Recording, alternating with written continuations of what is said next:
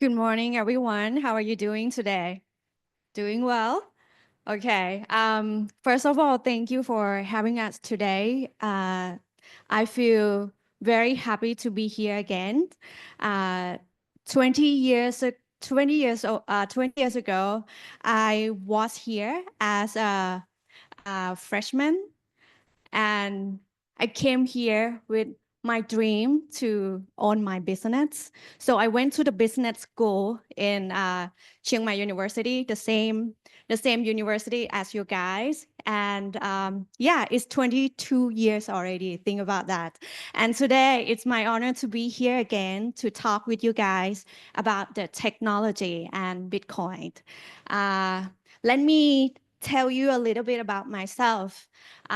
พี่ฝ้ายนะคะ I born and raised here in Chiang Mai and I have a dream. I have a dream to uh, be a part of uh, somewhere that I can develop my country. So I choose to be in business school because I believe that one day I'm going to own my company. And this university gave me a great foundation, great foundation. So I had the opportunity to be an exchange student in the States. And that time is a time that opened my eyes to the technology world. Think about, imagine the young girl from Chiang Mai, Thailand, and stand on the road in New York City. So it's just like amazing. It's amazing experience. And that time I feel like, wow, technology shaped the world. Technology can change Thailand too. So I told myself that, okay, I'm going back here again for sure after I graduate from Chiang Mai University. And I went there again to work in Los Angeles. And then I had the opportunity to study in master degree in Texas A&M University. So yes, and that time is a time that I learned a lot about financial stuff, about the technology. 10 years later, I had the opportunity to uh, work here, to open my business, Go Abroad by Fi. And the university offered me to work as a part-time professor at the business school too. So feel like this is a great time to see all the talent here. You know, most of my friends, most of my smart friends study here in Faculty of Engineering. So I feel like today you guys are the future leader, the future innovators. You guys can be a change maker in this country. All right, let me talk about our Bitcoin Learning Center Chiang Mai. Um, we established Bitcoin Learning Center Chiang Mai because we believe that the blockchain technology and Bitcoin technology can empower the society, and change the society to be a better way. Next slide, please. So our objectives are three things: education, research, and development.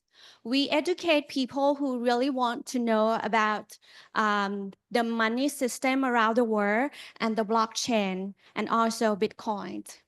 We do academic research in disadvantaged community in Omgai. Anyone here know Omgai? Omgai is like one of the districts in Chiang Mai and it's very poor. It's one of the poor area in Thailand. So we work with people over there and try to do academic research to prove that technology can help to support disadvantaged community. And also we do the development stuff like drive sustainable economic growth through the practical application of Bitcoin. So Stefan and Jimmy going to talk about that part later.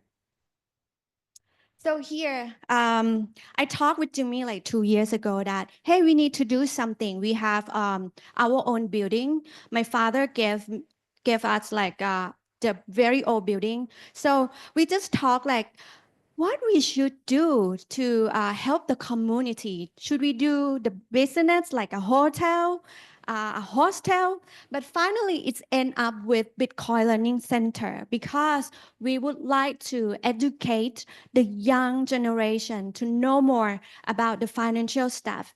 I believe that financial literacy, it's like uh, the weapon that you can change this world. Okay, this is our team. Um, as I told you guys that I teach in the university too.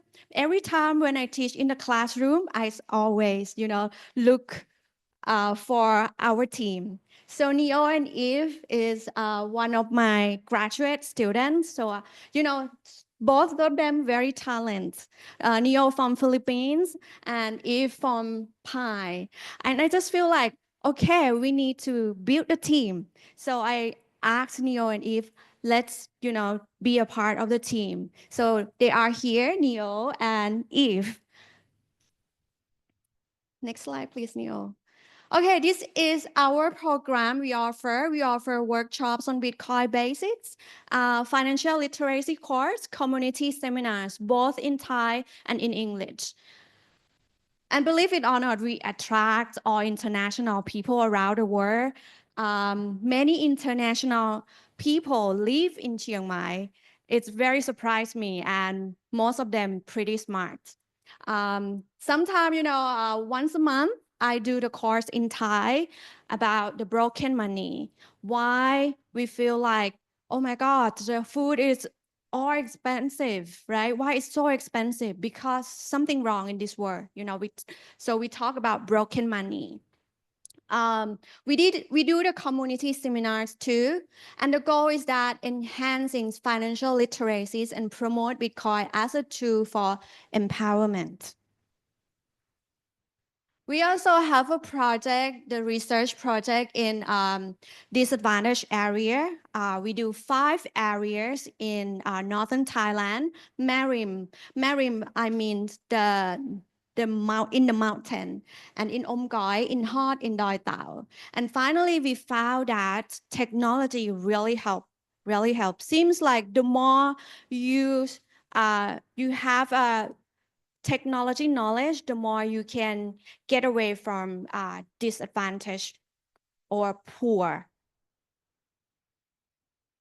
Next, please. Okay. We also teach the kids in the mountain to know some technology, to know the application that they can transfer the money without the bank in Thailand. Our partnerships are Bob Space in Bangkok, the Cultural Foundation in the US, and Brightshift in Thailand. We're going to have the big event tomorrow, the Block Mountain. Anyone heard about that? Block Mountain. They're going to show you guys about all the blockchain technology at Nimman One. If you have time, please join them. And here is upcoming event. We're going to talk about exploring custody solution and best practice in January 24th. If you guys really want to learn more how to do self-custody, please join us. Our location is in Watgate. If you come, please park at the Watgate Temple and walk down to our office. Okay, we also have a volunteer opportunity. As you guys know that we work with marginalized communities in Northern Thailand. If you have a heart to help people, please join us. And we also have the internship opportunity. You can work with Jimmy, you can work with international people like Stefan and many kinds of people around the world. And they also have like the different knowledge and different thoughts that we can learn from them. So this is our office and our activities so far. For me, I would like to inspire you, as you guys the young generation and the hope of Thailand. We believe that your generation and with the technology, you can help this country and make a world a better place. Now is the time that I will introduce you to our co-founder and investor, Jimmy Castro.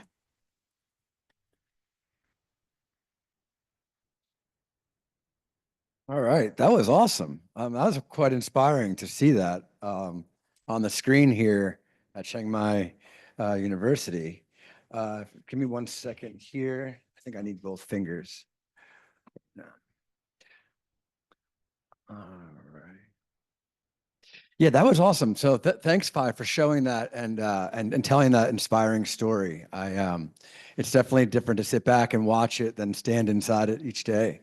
Just a little bit about myself. I'm American. I'm from the United States. I moved to Thailand just over 3 years ago. And one of the reasons that I decided to move to Chiang Mai was because they had an active Bitcoin community. And I was researching rigorously because I had just recently came from El Salvador, where they had a big Bitcoin community. And Stefan King, who's here today with us, it was holding the longest running Bitcoin meetup in Southeast Asia since 2016. So that was a very large, on my pros and cons list of why I decided to move to Chiang Mai is because of the meetup that he had. And then his meetup inspired us to create more of a formal academic structured environment for learning more about Bitcoin.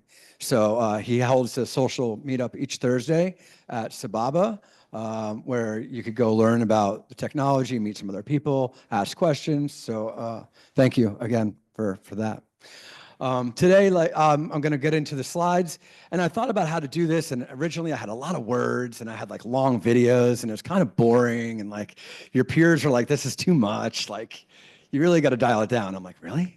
It's so important. I've got to like give you the definitions. I've got to like explain it to you." So, and even like I asked my colleague Stefan, he's like, "Yeah, you got to dial it down." All right. So then I scaled it all back, but I did include, instead of me just talking and reading, a few important videos that help clarify or better explain parts of this blockchain technology. And we'll be able to kind of move quickly through it. If I have extra minutes at the end, if I have a few extra minutes, there's a cool story that someone recently did that we'll get to watch, hopefully 5 or 6 minutes of. But again, I'll start watching my time. This way I don't go too late. So without further ado, the first slide I'd like to come across here is, let me just fix this real fast. Is what is the problem that blockchain solves? And the first thing we need to do is kind of get a quick overview of what Bitcoin is. So I have this 3-minute video that Neo's going to help click on. It's like a cartoon, and it really kind of gives you a good idea. When money is easy to make, society begins to break. So how do we make money that's easy to carry but hard to create? Well, one solution is Bitcoin. Back in 2008, I became fed up with government money, with the corruption, the manipulation. So I created a digital currency. Digital money that can be sent directly from one person to another without any bank or government involved. And the best part? It's hard money. It's the hardest money ever invented! Bitcoin is very hard to make more of. Each new coin gets added to the supply only after a computer works very hard to solve a math problem, where there's no shortcut and solving it costs a lot of energy and time. Okay, but if it's on a computer, can't I just copy and paste? Not with Bitcoin. You see, there's a public record of every Bitcoin ever created. It's called the blockchain. It's like a puzzle, and each Bitcoin has its own unique shape. And because everyone has a copy of the public record, if someone tries to fake a Bitcoin, it won't fit the puzzle and will be rejected by the network before anyone can use it. That's why Bitcoin is so safe from criminals and the government. You said criminals twice. And unlike dollars, which can be printed endlessly, there will only ever be 21 million Bitcoin. It's almost impossible to inflate. The only way to get it is to earn it or buy it from someone who has. Aha! No offense, sense. But if you control Bitcoin, couldn't you manipulate it just like the government? I don't control it. No one person does. It's controlled by a public network of Bitcoin users that anyone can join. So if someone wanted to change something in Bitcoin's code, they would need to get the majority of the millions of Bitcoin users to agree to it, or the change doesn't happen. And when has the majority of us agreed on anything? One-ply toilet paper is garbage. Touché. Wow, I didn't know made-up money could make so much sense. Today, millions of people send Bitcoin instantly and cheaply to each other around the world without any bank or government involved. And because Bitcoin is hard money you can't just print more of, the more people who use it, the more valuable it becomes. Emily, if we take Lyle's Bitcoin, we could be rich. I could pay for college entirely! You could outsource your movie and pay to have your name in the credits. Slow down. I'm not saying that Bitcoin will make you rich quick, or even at all. Right now, only about 1% of the world owns Bitcoin. And because it's still being adopted, some days it goes up and even down. Also, investments, though potentially lucrative, can be risky. Only invest what you're willing to lose. We know. Wow, I think I get it. Good money should be easy to use, but hard to create. And because Bitcoin is digital, it's fast and cheap to use. And the blockchain makes it hard to inflate. Thanks, Mr. Satoshi. What? Mr. Satoshi? He's gone? Or was he ever even here? Okay, so that was just a quick 3-minute overview. And so like the original problem that blockchain technology aimed to solve was what's called a double spending problem in digital currencies. And 6 years later, the second blockchain was created. I think that's like a really important part to like zero in on. So for 6 entire years, there was just this one blockchain. And its design was to solve one specific problem, which is money. And then 6 years later, other blockchains, thousands of blockchains, and these cryptos appeared. But we'll get down to that in a moment. So to understand the double spending problem, I think we have a quick, is that a quick video here on digital currencies and what double spending actually is and why it's important. Since Bitcoin is basically a digital file, it's easier to duplicate than actual money. This means some people can manipulate their way to paying more than once with the same Bitcoin. This is what is known as double spending. So how can this be avoided? Let's say I have only one Bitcoin and I decide to send it to you. This transaction, let's call it transaction A, goes into the unconfirmed transactions pool and is waiting to be confirmed. At the same time, I send one Bitcoin to Bob. This transaction, let's call it transaction B, also goes into the unconfirmed transactions pool. So I sent out one Bitcoin twice, once to you and once to Bob.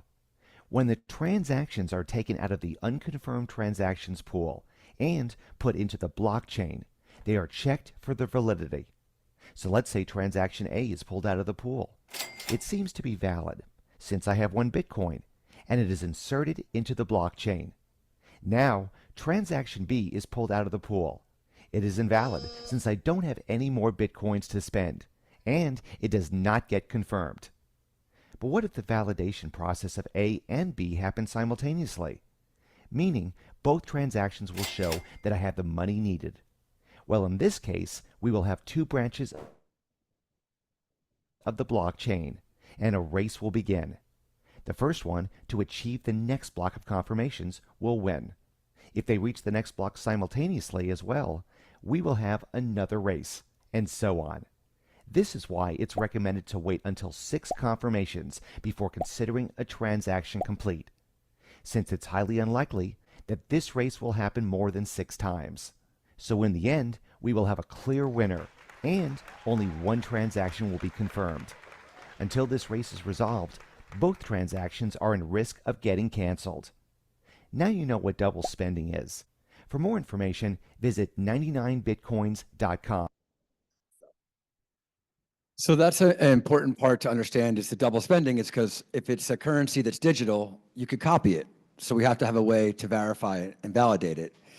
So for digital currencies, unlike physical cash, where we're spending a bill physically, it removes it from someone's possession. And digital currency could theoretically be copied multiple times. So that's why you understand the double spending problem.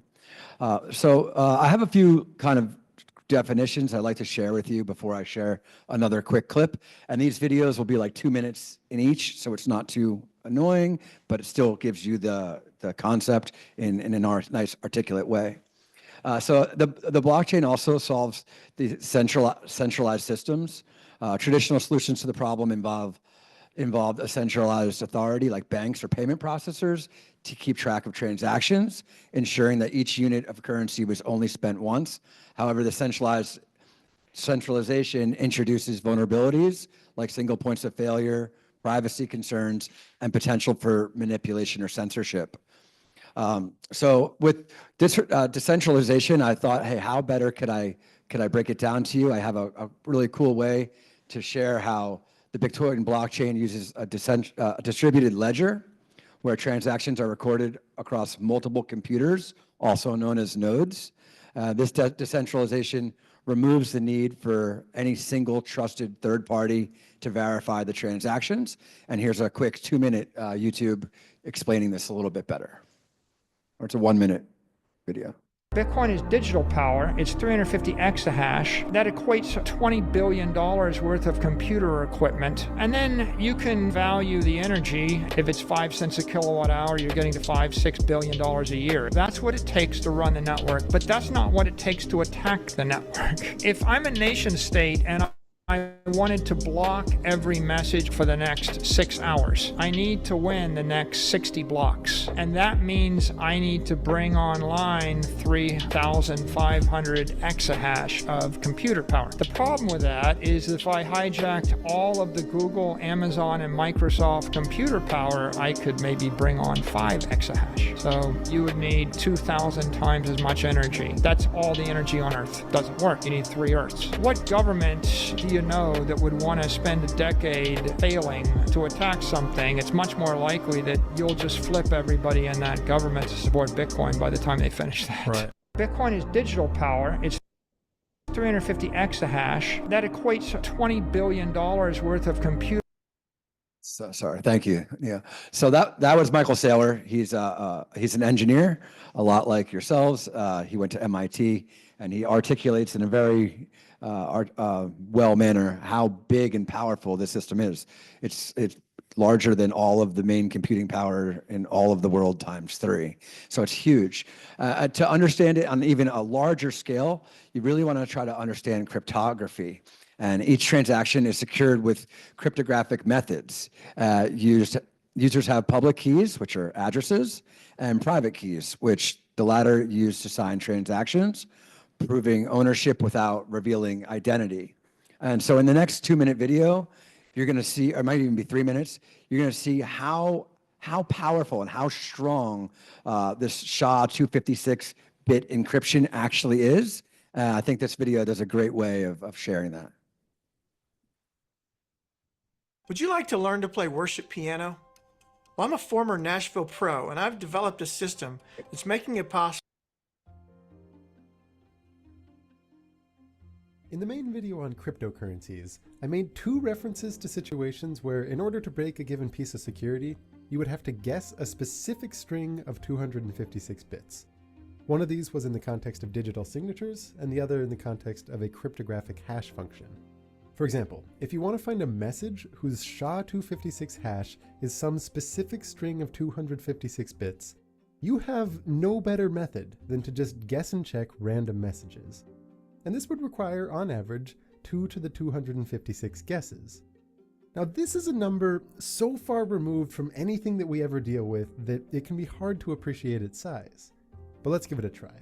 2 to the 256 is the same as 2 to the 32 multiplied by itself 8 times.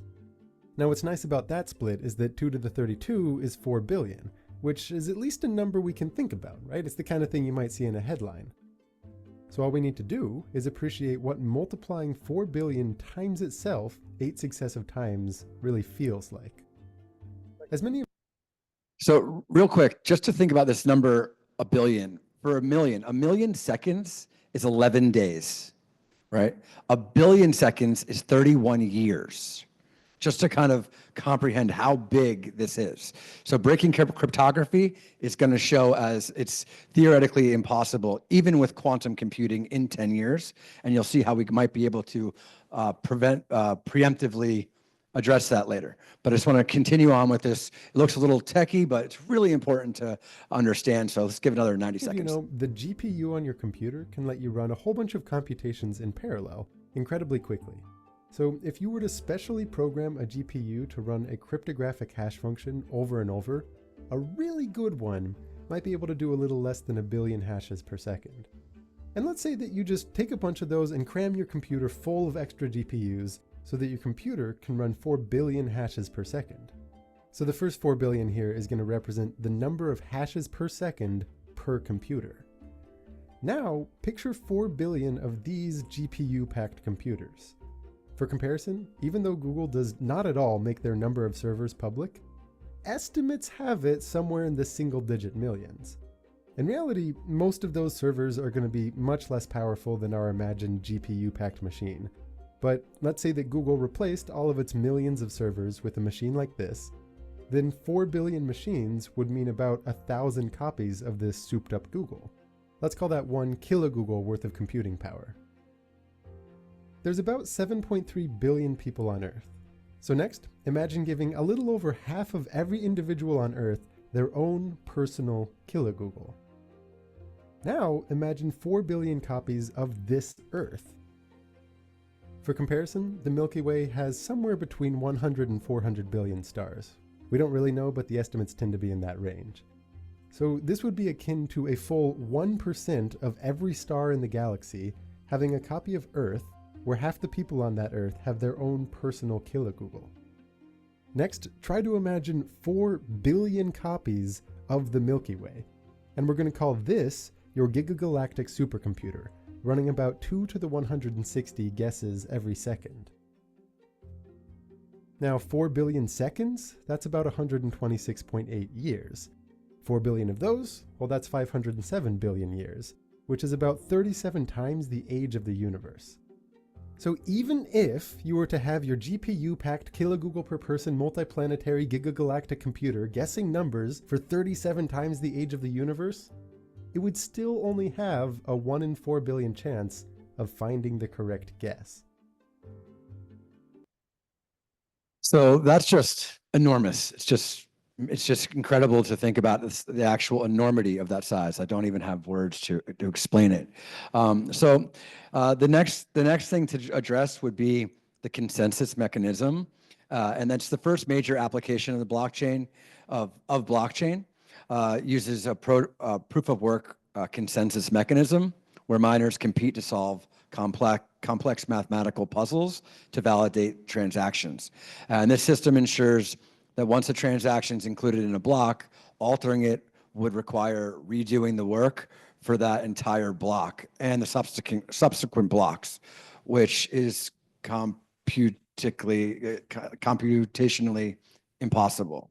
They'd have to go through all 16 years of every block because they're all connected together, and all of the energy that it would take to recreate that.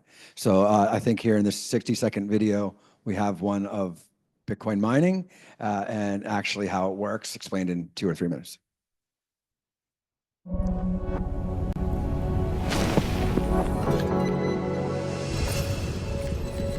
When you first heard about Bitcoin mining, you might have had an image like this in your head. However, reality is far different. Put your hard hat on as we dig around and find out what Bitcoin mining actually is and how it's key to Bitcoin's function and security. First, a quick recap on how Bitcoin works and where mining comes into the picture. Bitcoin is a cryptocurrency that operates on a decentralized blockchain powered by globally distributed nodes. Whenever a transaction is made, specialized nodes called miners are responsible for validating and grouping multiple transactions together into a block, which is then cryptographically linked to the block before it, hence the term blockchain. The miner which successfully adds the block is then rewarded some Bitcoin for their work. Therefore, mining is the process by which new blocks are added onto the blockchain, and also how new Bitcoin enter into circulation via the block reward awarded to miners. But how does mining actually work? Well, you may have heard that mining is about solving complex mathematical puzzles, but it's more accurate to call it a lottery, as miners are actually guessing the right number to win the block reward.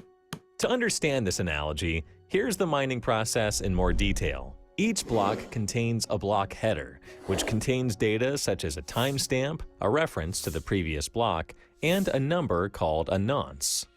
Miners would guess a nonce, which could be any number really, then put that along with all the data in the block header through a cryptographic hash function to create a hash. In cryptography, a hash is simply a string of characters of a fixed length created by putting data through a mathematical function, and it's easy for a computer to do. The real work in mining thus comes from the sheer number of guessing and hashing needed to reach a valid output. For reference, the current Bitcoin network hash rate is over 500 exahashes per second, which is an astronomical figure. So why is it so difficult to guess the correct nonce? Well, the thing is that roughly every 2 weeks, the Bitcoin network sets a target hash and will only accept output hashes that are equal to or smaller in value than the target hash. That may sound counterintuitive, but imagine having to roll a 1,000-sided dice. It would be more difficult to have to roll a number smaller than 10 than, say, 250. The target hash thus determines the Bitcoin network's difficulty. The higher the difficulty, the more guesses needed on average for a miner to find the correct nonce. And the first miner to output a valid hash successfully mines the block and wins the reward, and the guessing game starts all over again. This difficulty imposed on miners would also adjust up or down automatically based on factors such as total network hash rate and miner participation. For example, if more miners join and network hash rate increases, the average time needed to find the valid hash would reduce, as there would be more computational power put into the guessing game. The difficulty would then be adjusted upwards. The reason the Bitcoin network does this is to ensure that new blocks and new Bitcoin are created roughly every 10 minutes on average, in accordance with its programmed issuance schedule. So, mining is essentially a guessing game. But why this seemingly random task? Well, this mechanism, aka proof of work, ensures that miners have verifiably expended some effort and cost in order to mine a block. In this case, computational power and electricity. Therefore, aside from adding blocks and issuing new Bitcoin, proof of work helps ensure the security of the network. As more participants join and the value of the Bitcoin network increases, it becomes increasingly more difficult and expensive to attempt fraudulent transactions or to tamper with the blockchain. In case you're wondering if all this energy consumption is bad for the environment, check out this video. Cool. So a couple things here. He said at the end, the blockchain, like there's not just one blockchain. And I think that's very well misunderstood. I'll get into it momentarily. And then also, the artist explained in there a little bit about this thing called the difficulty adjustment, which is super fascinating because the system that Satoshi designed 16 years ago is set to self-regulate its system based on how difficult it is to, how many computers are on the network mining at that time. So if, let's just say there's like a nuclear war, and instead of there being millions and millions, hundreds of millions of Bitcoin miners, which are like big like macro buildings big, with just sheer servers that are all trying to solve these problems. Here's very fascinating. It's like if you were to take 90 countries off of the map, then the system roughly every 2 weeks, which is like 2,104 blocks, I believe, it self-regulates. So it then looks at the system and says, oh, okay, there's only there's a third less of miners on the network. So like when I realized this, it was crazy. Like when China banned Bitcoin mining, 30% of the hash rate was taken offline, and you could literally see it because all of it is available and transparent. So when you think about it, it's like he's built this. It's almost like an organism that's alive, but it's digital. because it self-regulates every 2 weeks and scans the network to see how difficult it should be for all of us to achieve winning a block every 10 minutes. It's just super fascinating. So to continue on, and I'm watching my time, I'll probably click through a little bit here. So we talked about a double spending problem. This one's going to be funny. So this is I want to talk about just censorship resistance first and financial privacy. Bitcoin transactions use public and private keys, providing pseudonymity where transactions are linked to addresses rather than real identities.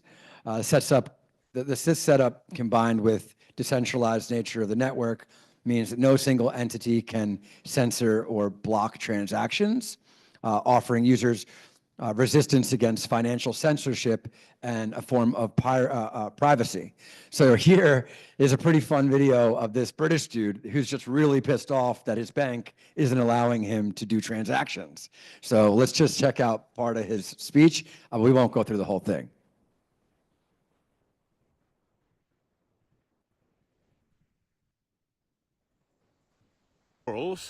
Of your money. 2 stories about this, the same bank, one of the most famous banks in the UK, you'll know it. My friend Pete called up the bank and asked for 20 grand. They said, what's it for? He said, none of your business because it's my money. They said, we can't do that, you're going to have to come into the branch. He went into the branch the next day expecting to be able to withdraw his money. 20 grand, not 100 grand. And he asked the person at the bank, I want to withdraw 20 grand of my money. They said, what's it for? He said, none of your business. It's my money. They said, well, unless you can tell us exactly what the money is for and exactly where the money is going with proof, you can't have your money. Now, you should be shocked about that, by the way. Just give me a yes in the comments if you can hear me. You should be absolutely shocked by that. A couple of you are saying no sound. Just give me a yes in the comments if you can hear this. So with the very same bank, I wanted to put some money into Bitcoin when, Bitcoin had dropped. And it was 25 grand, I think. It wasn't massive, but, it was a bit. And they would allow me to put 5 grand max a month into Bitcoin in 1.5 grand a day maximums. And I read the terms and conditions of the bank, and they basically said, we don't allow money into cryptocurrency platforms. You should be shocked by these 2 stories. Now, do not be naive about this. I've posted this on X and on LinkedIn. Make sure you're following me there. My posts are going viral there. And people are crazily naive. They say, oh, with the banks, it's anti-money laundering. That's just normal. It's for your safety. Well, yeah, okay, it's good to have some checks. I get it. You don't want to fall to a scam. However, let's not be naive that that's the real reason they won't let us put cash in or take cash out. You can hardly put any cash in the bank now. You can hardly take much out. And they look like they're moving us towards a cashless society. Cashless society means tracking, tracing, controlling, taxing at source, finding at source, stopping your account, debanking you, controlling you, whacking up the transaction fees. All of these things will be a reality, or could be, in a cashless society. Some of you are asking me to name the bank. They're one of the big 4 banks in the UK.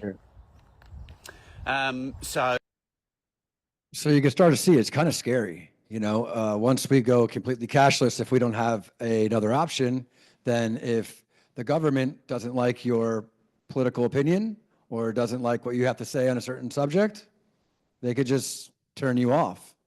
So we have discovered a way, or invented a way 15 years ago, to have an alternative system outside of this.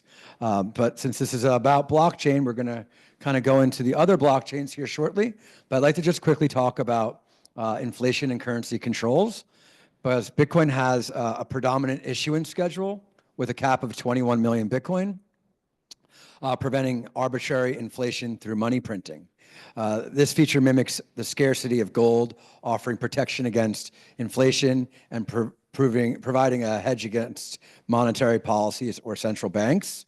And that's like one of the most important parts about Bitcoin is having a finite supply, because we keep printing money and then the value and our purchasing power of the bot continues to decrease. The same 100 bot you had 4 years ago simply can't buy you the same amount of goods and services today. So lastly, on these definitions, the global accessibility to financial services. Anyone with an internet access could use Bitcoin, making financial services available to those who do not have access to traditional banking systems due to geographical, economic, and regulatory reasons. And this democratizes finance by allowing peer-to-peer transactions across borders without intermediaries. It also reduces a reduction in transaction costs. We don't got to talk about that now. An immutable record of transactions. And just thinking back to that last video, the number of blocks, I think I said it was 2,100 and something. It's 2016 roughly every 2 weeks. So just wanted to correct myself there. And then with like the Bitcoin blockchain, that one that's been around for the first 6 years, has to actually use real energy. Like it costs energy to do it. Real energy and real money, other than some of the other ones we're going to learn about real quickly. So carrying on. So what is the most important problem that Bitcoin blockchain solves for? Let's continue on. Is up for debate, but I believe store of value. It's proven over the last 15 years to be the best store of value in history. It's got this incredible compounding annual growth rate, depending on where you choose, but on average 60%. Continue on. So global wealth is estimated to be around $900 trillion, and cash is losing value, like we just spoke about, due to inflation and government printing, often wiping out savings. Bitcoin offers a superior alternative with its fixed supply of 21 million coins, which, like we just mentioned, protects against inflation and manipulation. Its decentralization, transparent blockchain, along with growing global adoption and institutional interest, make Bitcoin a trusted, secure asset for preserving your wealth. Now, before we click here, okay, let's just click here. Let's see what other blockchains are trying to solve. Everything else.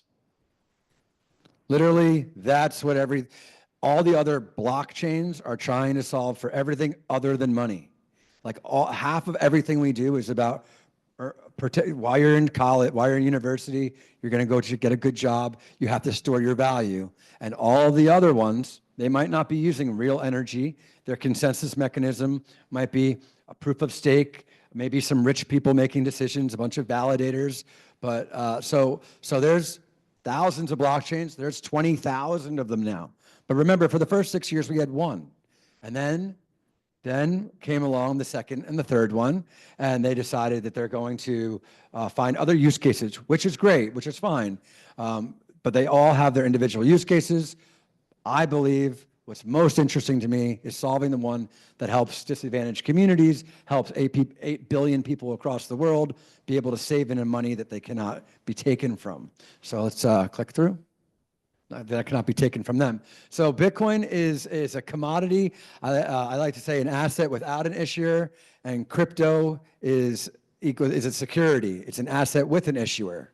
So like, if you want to go, yeah, next. So yeah, a couple things here. Let's talk about these other blockchains because they have a purpose. And they do solve some things. For one, supply chain management is a good use for other blockchains, like IBM Food Trust and Maersk, the big shipping company. In healthcare, patient data management, blockchain can be used to securely store patient data among healthcare providers, which ensures privacy and consensus. Real estate for property records, blockchain can provide a tamper-proof ledger for land and property titles. For example, allows for buying and selling property with smart contracts on other blockchains. So there's not just one blockchain. Voting systems is another great one to mention. To have secure voting, it can be used to create transparent voting systems where votes are recorded immutably, meaning you cannot change it, reducing the potential for fraud. And then identification, verification. This makes a whole lot of sense to me. Civics use blockchain for identity management, allowing users to control their own data. It should be good for voting. You shouldn't be allowed to just bring people into a country and vote without an ID like they do in California.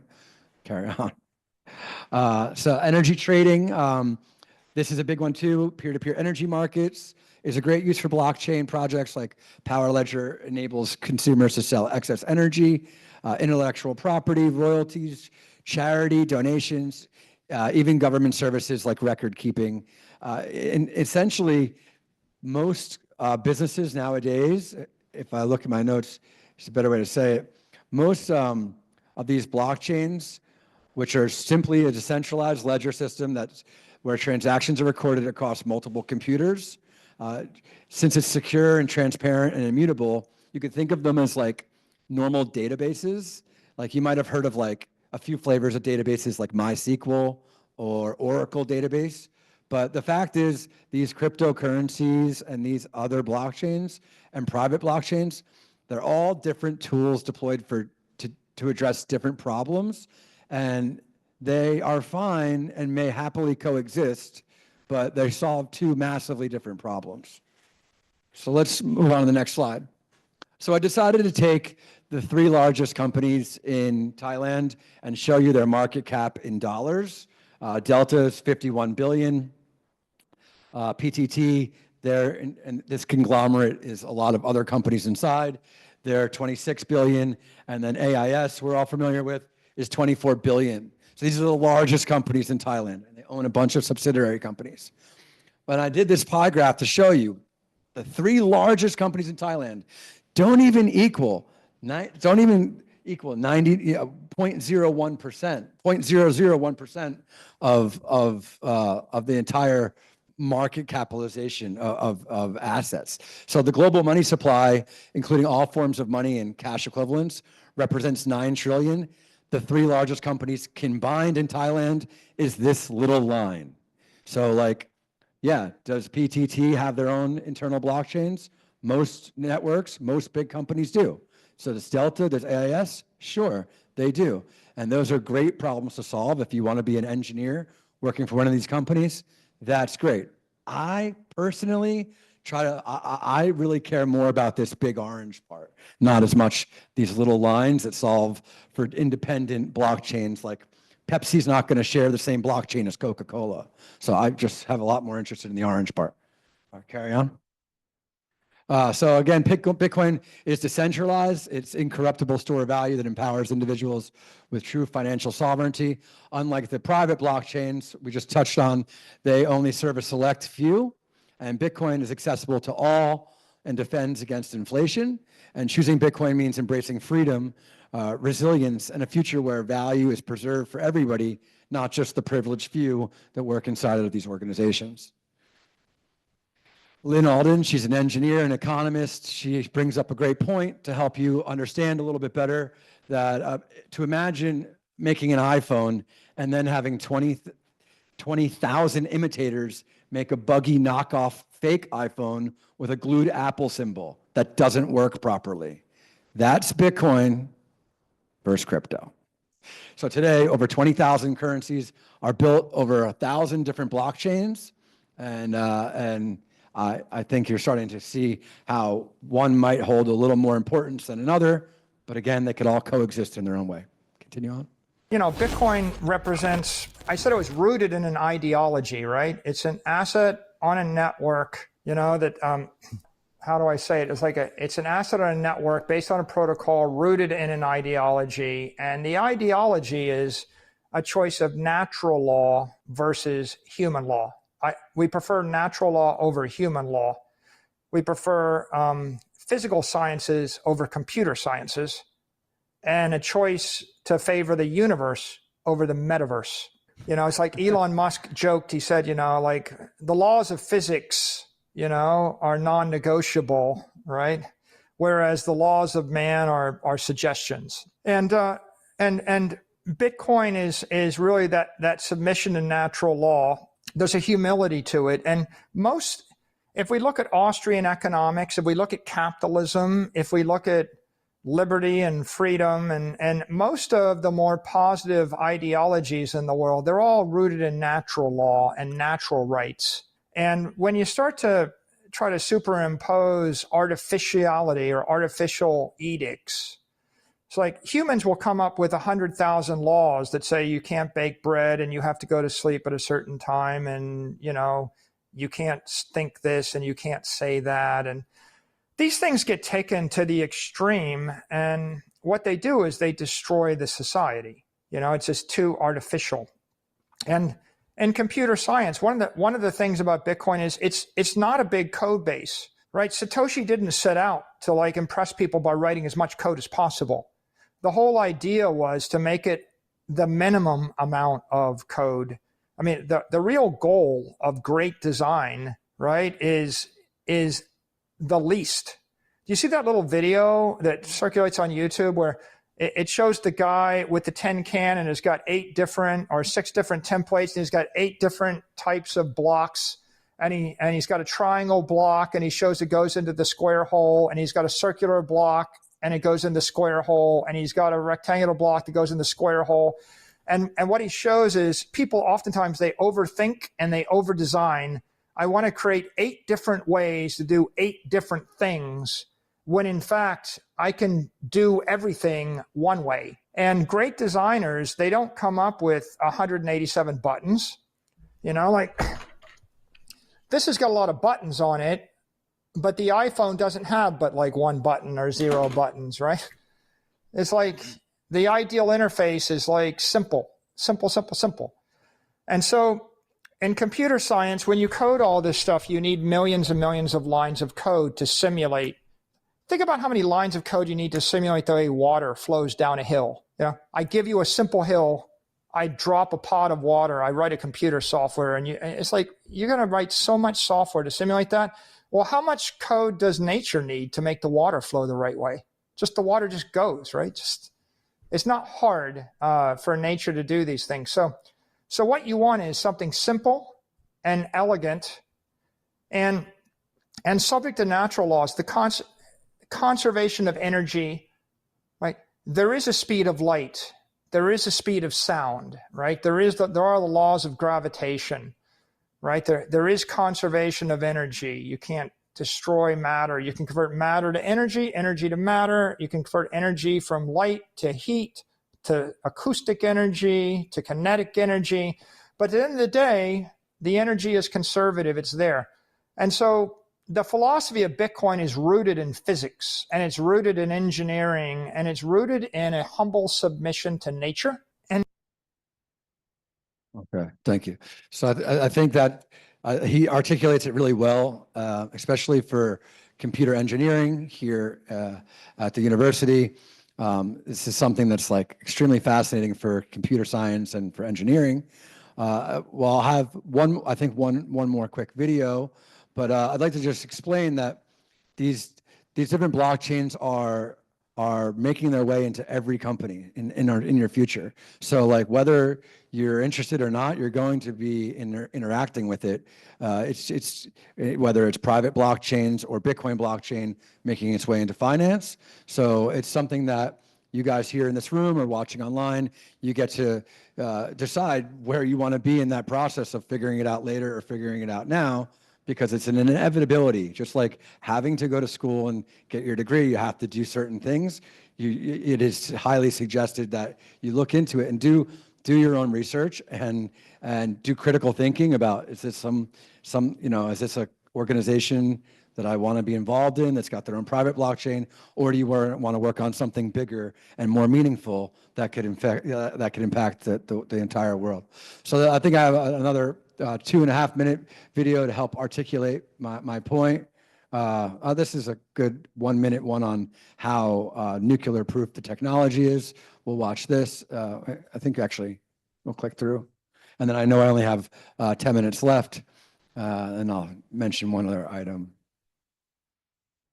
Bitcoin is a nuclear hardened protocol. It's pretty much the most robust, resilient thing the human race has yet to invent. It's running on tens of thousands of nodes. You can't even identify the nodes, and there's an identical copy of the Bitcoin ledger on every one of them. So if all of the electricity got shut off everywhere on Earth, and every computer failed everywhere on Earth for 10 years, the protocol just goes dormant for 10 years. And as soon as one person turns one node back on, the entire protocol comes back to life again. There's nothing like that. All your money in a bank and Bank of America could be wiped out with, a keystroke. You go and you wipe out a few servers. Your building can be wiped out with a bomb. I can take down Google and Twitter and Facebook and Apple and Amazon and the US government much more easily. You take down Bitcoin. Bitcoin is the most resilient thing in cyberspace because it is so incredibly decentralized. Bitcoin is a... Thank you. All right. Next. Okay, this is just 2 days ago. One of the other popular blockchains is called Solana. It's like the top 5 ones. The network's down. Like you just saw Michael Saylor to say that when you can't turn it off even if everything went down for 10 years. So that's just like a recent event. It's like, what problem are we really trying to solve? So and here is Jack Mahler's talking about in the last video centralized technologies and what we're really spending our time on. The reality is Bitcoin's just a much bigger use case. I don't think people realize, meaning there's $900 trillion worth of stuff people own in the world, right? That's real estate, equities and stock, fine art, precious metals, collectibles, Bitcoin, $900 trillion of stuff in the world people own. It's estimated that about half of that people have monetized as a savings account. They own their house not to live in it, but because they need to save their money. They own the stock not because they believe in leadership and because they believe in the product and because they're invested in future earnings, but because they have a 401k. They own the art not because it's consumed on their wall, but because they're going to sell it later. So half of the stuff people own in the world, they're using as money. Bitcoin is a better money. It's the best money in human history. So I estimate safely that Bitcoin is going after a $400 to $500 trillion in today's purchasing power opportunity. If we're at about $1 trillion market cap today, I think Bitcoin's got at least a 400 to 500x left in it in purchasing power terms, not in dollar terms, because we know that will continue to get debased. Okay, so that is a massive, you can solve half the world's problem by supporting Bitcoin and it being adopted as the world's money. And it will what? Bitcoin will fix housing. People will sell their excess homes and buy Bitcoin. People will sell their excess art and buy Bitcoin. People will sell their equities and buy Bitcoin. It will restore the ability for everyone to consume the market goods that they need and save the time, energy, labor, work, effort that they want. Now, what is Ethereum? What's the Ethereum market opportunity? Is it $500 trillion? No, right? What's the market cap of Amazon? $2 trillion. If Ethereum is, half as good as Amazon, it's a 1/500th of Bitcoin. And so I think what people don't understand is Bitcoin's the only money. These things are technologies. When someone says I'm going to decentralize dentistry, what's the market opportunity of that? $100 million if you're the Steve Jobs of defying dentistry? So these things are not nearly as ambitious enough and not nearly creating enough value for society to even be in the same sentence. Totally. I echo that sentiment completely. So, and he's right. Like all these buzzwords like Web3 and blockchain. Like as soon as you hear that, just peel apart the onion and you'll start asking questions because the person that's telling you that doesn't know what they're talking about. You know, it's usually, you'll usually get down to the point of, so are they trying to solve their own personal blockchain, or do they have a vested interest in self-interest in hyping up something so the value of it goes higher because they own the original token or the original blockchain or the original cryptocurrency. It takes years sometimes to figure this out. I'm here to tell you, I've done the work. I've put in the time. I've learned the hard way that at the end of the day, 99% of businesses fail in the world. And 99% of these blockchains are going to fail. And they're all going to converge on one blockchain, the one that helps humanity, the freedom one, the one that's censorship resistant, the one that's immutable, that cannot be taken down. So I implore you in your future, as you continue on, just make the choice of where you're going to be. Do you want to work in these centralized entities that are private? That's fine. That's great, especially if you're interested. But there's a huge problem. And right now we've got, like he had just mentioned, it's a $400 trillion problem, and it's only a $200 trillion market cap. So now, between your age of 21 to 31, you can embrace the savings technology and totally reap the rewards of being this early today. And so this is just my final message and we're going to click through the next slide. I only have 1 minute left. Click through again. Just yesterday, this last map is like, this is obviously a map of America, and these are 11 different states that have proposed to have a state Bitcoin reserve.